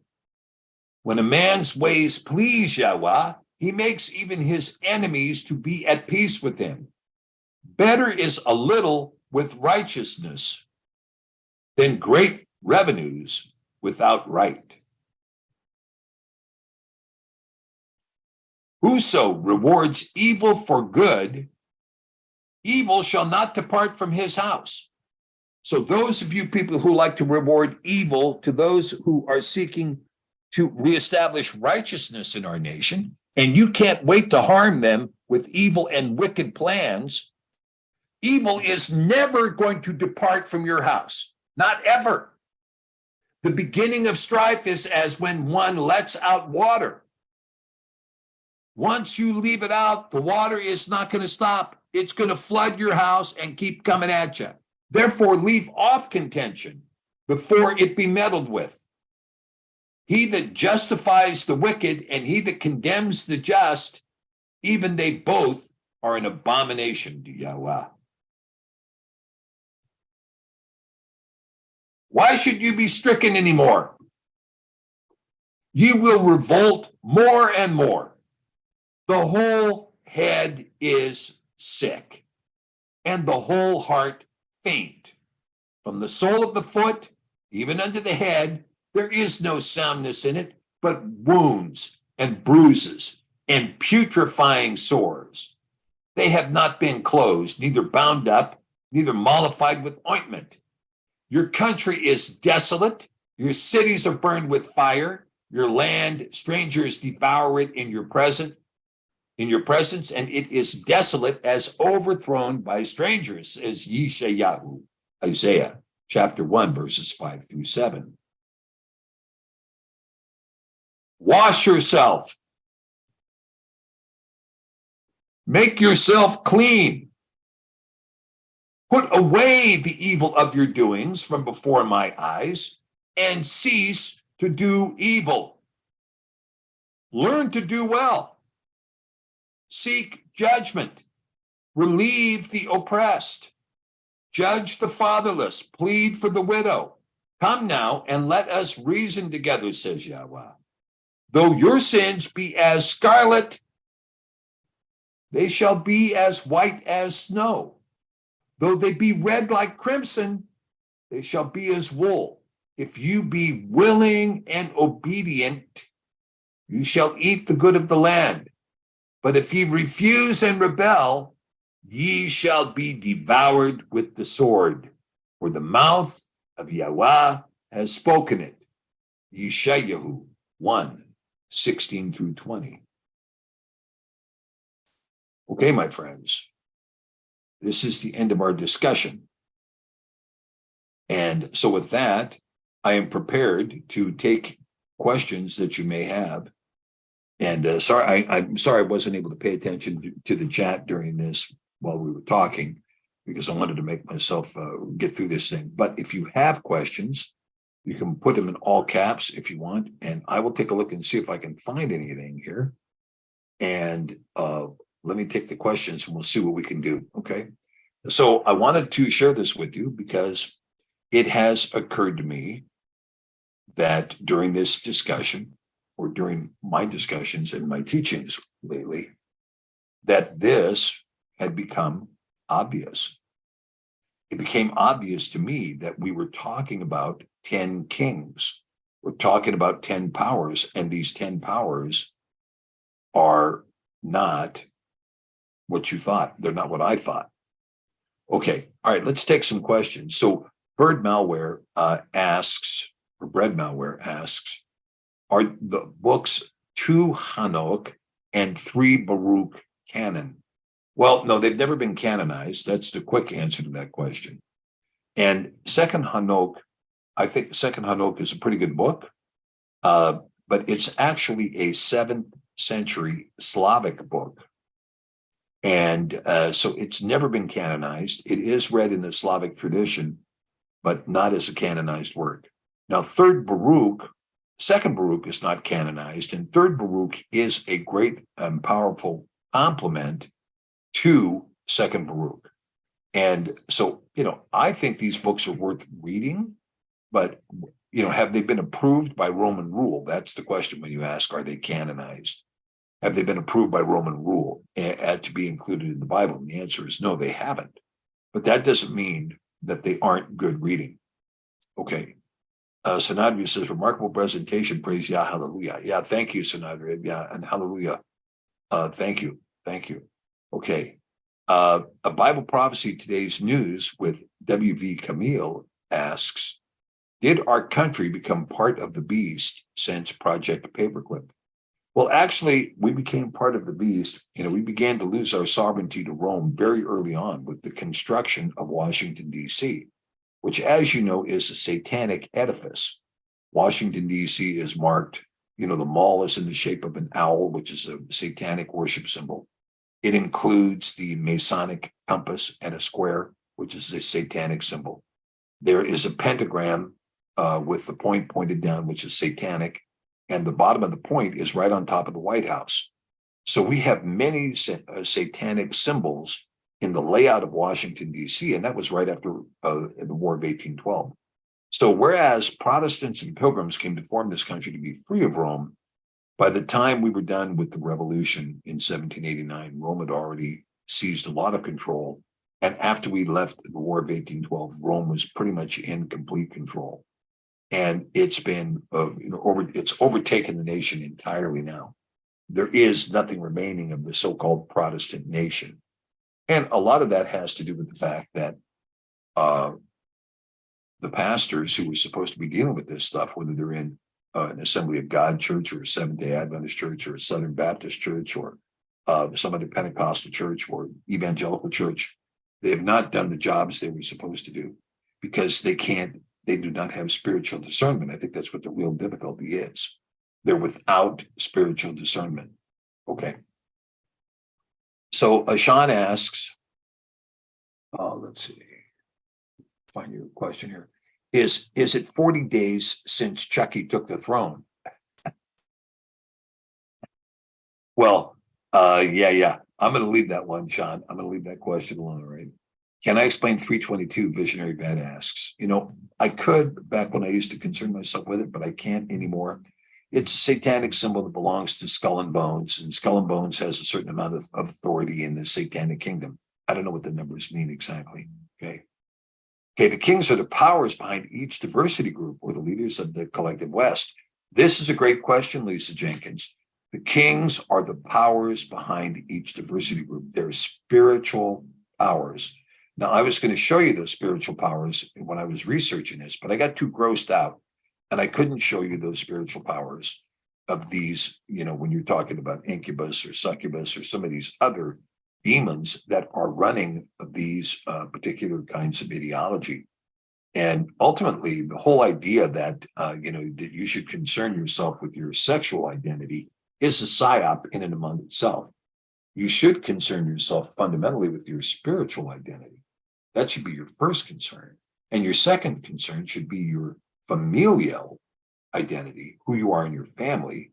And then your third, you can talk about where your citizenship is and how you deal with that. But your first concern should be, what is your spiritual identity? Are you saved? Are you not saved? Are you born again or are you not born again? Have you been baptized or are you not baptized? Have you been baptized in the Ruach HaKodesh or not? Are you doing the work of the kingdom, or are you just giving it lip service? Are you walking out the way, the truth, and the life, or do you have one foot in the kingdom and one foot in hell? And these are questions that should be at the foremost of your list before you get to the question of who you are in your family. Are you an heir in your family? Are you holding the legacy of your family? Where do you structure between you and your parents and you and your children? And what is your family? How does your family relate as landowners in the community? And how have you succeeded in a unified expression in your family in terms of what your spiritual life is? That needs to be a unified expression if you can get it that way. Very difficult to do in the current environment.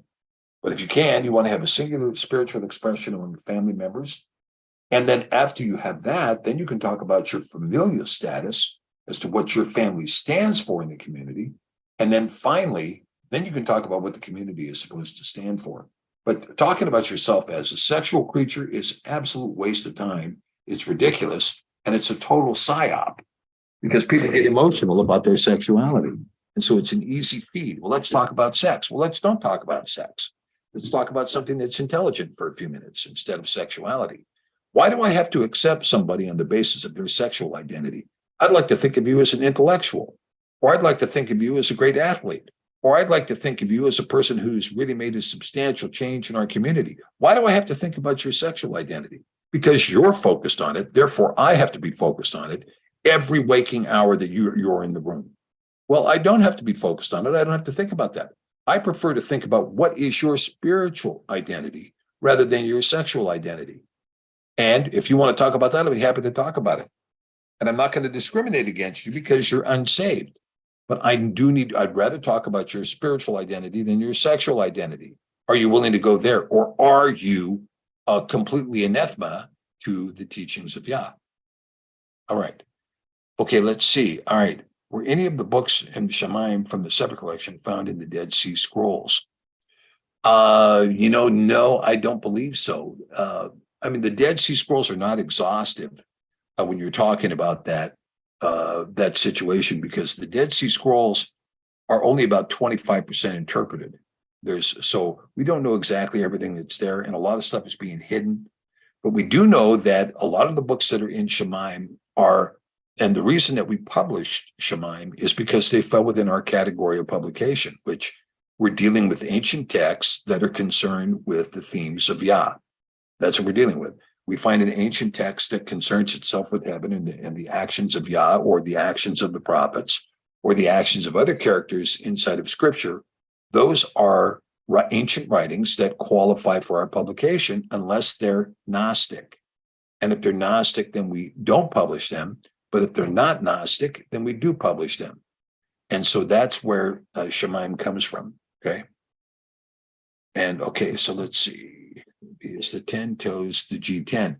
I don't think so. The 10 toes the G10, I don't think so.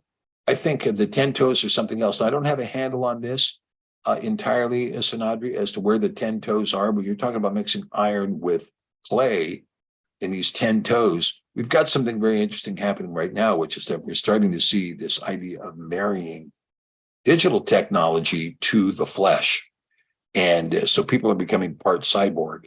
And this has been talked about since the $6 Million Man in the 70s, that you would become bionic, so to speak. And that all of this is coming now, and it's coming much more rapidly now. And so when we get to that, we're going to be able to see the 10 toes. Okay, let's see. Okay, here's some discussion here. Speaking the Truth is asking, what is the latest on World War III? Well, it's very interesting because today is the 15th, and yesterday was the beginning of the flights of 250 military aircraft over Germany in anticipation in an exercise that many thought may have been an exercise that was going to be used to impose a no-fly zone over Ukraine. Now, this may yet happen. This is a 10-day exercise, and at the end of 10 days, they may have worked out all their bugs and decide they are going to impose a no-fly zone over Ukraine. But the way it stands right now, the Ukrainians have taken all their miracle weapons, like the Leopard tanks and the Bradley fighting machines and so on and so forth, and committed them against Russia. And they've just been slaughtered. It's just been a slaughterhouse. It's just been unbelievable. In 5 days of the counteroffensive launched by Ukraine, they've lost about 1/4 of all of the new weapons that were provided to them, including, I think there's been almost 24 Leopard tanks destroyed. Some have been captured, by the way. There's been over 40 Bradley fighting machines that have been destroyed. There's been all kinds of Polish tanks and Polish howitzers that have been blown up. There's been stuff blown out of the air. I mean, and munitions dumps have been destroyed. And there's been about 7,500 casualties in 5 days for Ukraine. About 7,500 casualties. Now, I remind you that the casualties we experienced in Vietnam over a 10-year period were 55,000 total. And that is dead, 55,000 dead. And, there's probably another 200,000 injured or wounded in that war. But here you're talking about 7,500 dead in 5 days. And so, I've seen the videos. The battlefields are littered with Ukrainian dead, and littered with blown up Leopard tanks, blown up Polish tanks, blown up the Challengers. The British will not allow the Challengers into the field because, you can sit and talk about how formidable your tank is, then your tank gets out there and gets blown up. Well, the evidence speaks volumes. And so now the critical thing about World War III and about asking about World War III is that the Russians now have taken a position, and this is what is kind of, nerve-wracking, if you will. The Russians have taken a position that it's absolutely solid proof that the West is responsible for blowing up the Nord Stream 2 pipeline that was the natural gas feed between Russia and Western Europe that was providing primarily Germany, but all of Western Europe with cheap Russian gas. And that was blown up. And Cy Hirsch is the one who published an extensive article on it, saying that it was Joe Biden's decision. It came out of the White House and that the State Department initiated it. And that Liz Truss, who was the Prime Minister of Britain at that time, agreed with it. And in fact, a minute and a half after the pipeline blew up, sent a text message to Anthony Blinken. Blinken said, "It's done. It is done." So the West was, in the minds of Russia, and then really in the minds of most of the world that's actually getting true reporting, Nord Stream 2 pipeline was blown up by the United States using a special ops in conjunction with Norway. And so as a consequence, the Russians say we have no moral difficulty at all in blowing up all of the underwater cables that provide communication to the UK. This means fiber optics primarily. And so the fiber optic cables, which took years and years and years to lay down, this would set back the communication probably 60 years. And so, you're talking about, should this event happen, it will cause a major market correction and will also cause a further collapse in the dollar. And of course, the key battlefield victory that's taking place right now is that the BRICS are succeeding and the dollar is failing. And it doesn't help that Joe Biden went to South Africa and threatened the president of South Africa that if he didn't adopt this flag that we've been discussing here today, if he didn't adopt that flag as part of the South African ideology, that they were going to impose economic sanctions. This caused the president of Kenya to come forward and call all of Africa to abandon the dollar and to join BRICS. So now there's 161 nations that are abandoning the dollar and moving towards BRICS. Saudi Arabia has completely turned its back on the United States and is garnered into an agreement with Iran. And so all of these things these are the two huge events that the dollar is set up to have an absolute catastrophic collapse, and the SWIFT system is going to collapse, and the Western world is going to be stuck with this. It's going to be stuck with this rainbow flag and nothing else. It's just, for instance, to give you an example of what the fate of the nation looks like, the United States, by flying this flag. Just look at what happened to Bud Light. Bud Light decided to go woke with their advertising campaign, and now their company is just falling off the cliff. And Anheuser-Busch is looking to sell the Budweiser and Bud Light brand to get completely away from it entirely because it's dead. It died. And when you decide to celebrate these kinds of things, that's all you're going to be left with. Everyone else is going to leave the circus, right? Everyone else is going to lead the circus. And so that's what's going on. The rest of the world is voting with their feet, and they're voting away from the United States because we're considered perverts. It's that simple. And okay, let's see. There's nerve damage. Okay, let's see. The light of my darkness. Yeah, your lost child. Yeah, beautiful. Okay, let's see. So anyway, so I'm just going to wrap this up when we're talking about World War III, that you can see that World War III is going along lines that are non-kinetic. The kinetic war has been absolutely lost. NATO has had its head handed to it. All of its weapons have been failures in Ukraine. The Russians have blown them all up. The very best weapons we could put in there, the Russians have blown them all up. And the Russians have taken very few casualties. There is no real commander in charge of the Ukrainian troops because the battle strategy is absolutely horrid. It's absolutely horrible. And they're sending their troops into the slaughter. And this really needs to come to an end. And the fact that the United States is encouraging this kind of slaughter is just reprehensible. It's enough to make you sick. We should not be doing it. Ukrainian men have a right to live too, and they have a right to live at peace instead of working the campaign to protect Joe Biden's criminality in that country, which is why they're all dying. They're all dying to protect the crimes committed by the Biden crime family in Ukraine. That's why the 350,000 Ukrainian men have died, to protect Biden's criminal acts in Ukraine. Sad, very, very sad, very, very sad. Okay, let's see. Thank you, Joy. I appreciate that. I appreciate your words, Joy Ribbon. Thank you. Okay, where did the definitions for the 10 representing the flag come from? Oh, okay. Well, there've been several places that have put those out there. Now, I can tell you this is a good question, Thomas, because I believe they're actually more than that. Some of the things are self-evident, i.e., the modification to the 6 colors, which were initially expressed as LGBTQ plus or something along those lines. So the so-called non-binary expression is, of course, a misnomer. It's ridiculous because if you're non-binary, what's the choice? You can either be binary or non-binary, in which case that's a binary expression, right? It's a binary expression in and of itself. So there's really no such thing as non-binary.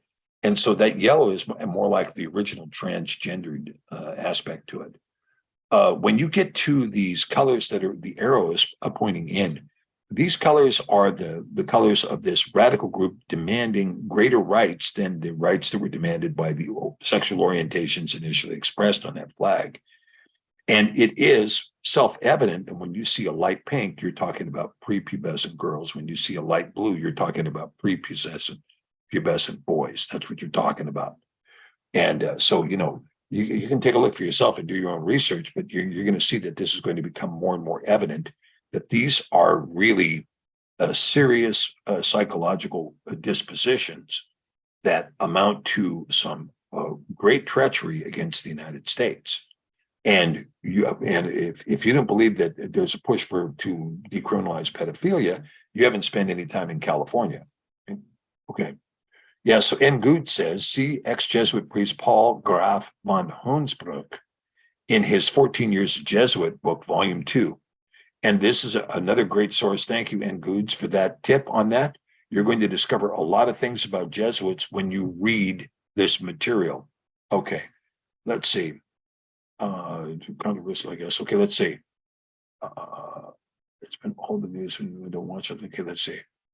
Against the green. Oh, let me see. Colonel McGregor speaks about the only thing we do if this offensive goes bad. The only step left is to broaden the war. Well, they don't. They can always stop. They can, and Vladimir Putin said, "Stop arming this thing, and it goes away. The war ends, and then we can all go home."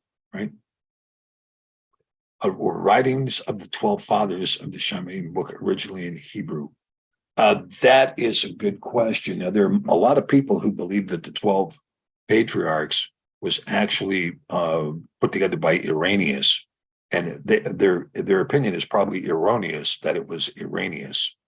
I'm being cynical there. the chances are very high that there were writings in Hebrew of the testimony of the 12 patriarchs, and that, but by the time that they get scripted again, it's re-scripted into Greek. Okay. All right. Let's see. Yeah, this was a controversial topic. And like I say, guys, I don't know how long this will survive on YouTube, but I wanted to put this out there. Okay. Debbie Johnson, thank you. Thank you. Appreciate that. And let's see, can you comment on Chuck Missler's heptadic structure of the sevens? Yeah, Dan, I can, but that's going to have to wait for another study when we can actually get into the sevenfold doctrine of his whole creation in respect of Revelation in particular, where 7 menorahs are set forth. 7 menorahs, like Dot Chickaman says, trumpet, seals, bowls. In your estimation, where are we right now? Oh, well, right now we're very close to the 7 bowls. We're still working through the 7 seals, but we're very close to the 7 bowls. So I would say that we're, in my opinion, it's just an opinion. It's not a prophecy, but I think we're about 13 to 14 months out from the bowls. Okay. Invoke his great name if you see slimy demons. Amen. Amen. Okay. And then Alicia writes aliens. Okay, the alien thing that's coming out of Las Vegas, I think, is staged. I'll just tell you that. And I think there's going to be a lot more staging going on by using holograms to create all kinds of images for aliens, because they need some kind of distraction. They need something right now, because everything they're doing right now is going wrong, all of it.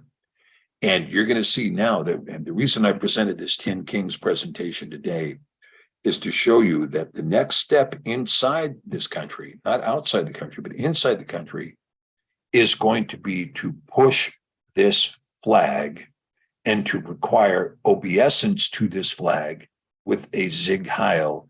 And the fail to do so is going to result in you being excluded from society, being marginalized, and being otherwise crippled and being excluded, as they're trying to create a mass movement predicated upon a psychosis based upon 30 years of PSYOP from the Nazis to adopt this flag superior to the Stars and Stripes, superior to your national interest, superior to your theological interest, superior to your familiar interest.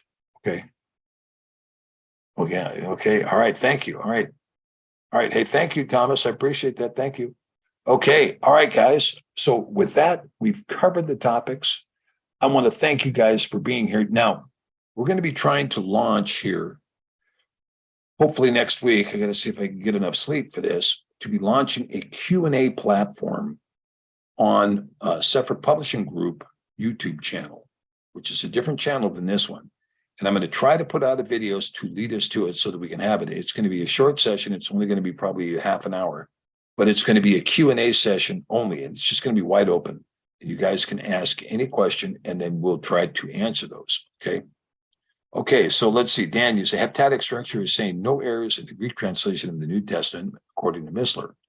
Well, I can tell you, Dan, that is, as I was watching a video earlier today when a scholar came out and said that there are 500,000 discrepancies in the early New Testament manuscripts. 500,000 discrepancies, the least of which are found in Revelation. But in the Greek alone, there's multiple copies. And when you compare it to the Aramaic and you compare it to some of the other earlier texts, 500,000 discrepancies between the texts. So it's very difficult for us to be able to discern what exactly is going on. At some point, we have to say that the text is self-evident, and we go with that. And so that's pretty much where I am now. Okay. All right. Okay, guys. So I want to say blessings to you all. Thank you for joining me on this presentation. Share the video if you're up to it. And, as they used to say, talk amongst yourselves. Talk amongst yourselves. Okay. We will see you on Telegram. And if I don't see you there, I will see you on Shabbat this coming Saturday, or here again next Thursday. So hallelujah, may his name be lifted over us and within us in all circumstances. And may we be a blessing to him in our walk. Okay, thank you guys.